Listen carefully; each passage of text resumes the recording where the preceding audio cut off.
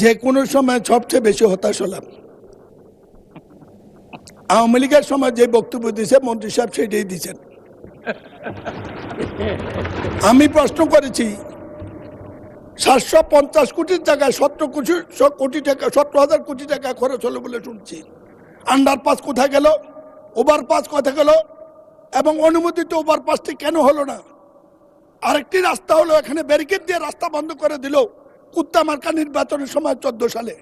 14 সাল থেকে এত লোক মারা গেল, একজন লোকও ক্ষতি পারেন কেন? মন্ত্রী মহোদয় বলছেন ওভারপাস হবে, এক্সপ্রেস হয়ে হবে, এই রবীন্দ্রসঙ্গীত বহু শুনেছি। মানুষ পাক আমাদেরকে শান্তি মনে মরতে দেন। ওনার প্রত্যেকটি কথা সরকার যা সচিবরা যা বলে দিয়েছে, ওই যারা টাকা লুণ্ঠন করেছে তারা শিখিয়ে দিয়েছে।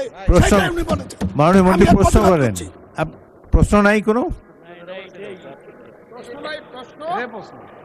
বলছি মাননীয় মন্ত্রী।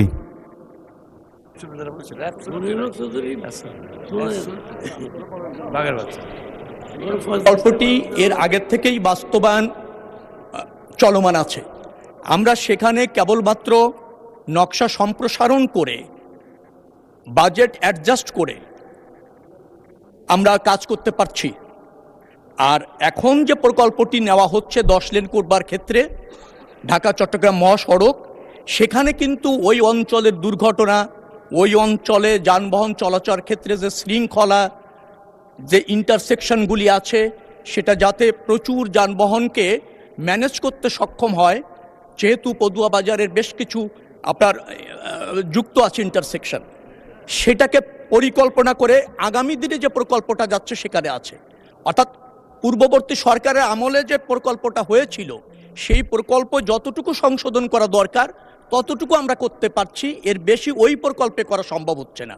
সরকার নতুন এসেছে, নিশ্চয়ই মাননীয় সংসদ সদস্য তিনি আমাকে এই বিষয়ে জ্ঞাত করেছেন। আমি সেখানে সচিব এবং আমাদের সড়ক ও জনপথ অধিদপ্তরের দায়িত্বশীল কর্মকর্তাদের তাৎক্ষণিকভাবে পাঠিয়েছি।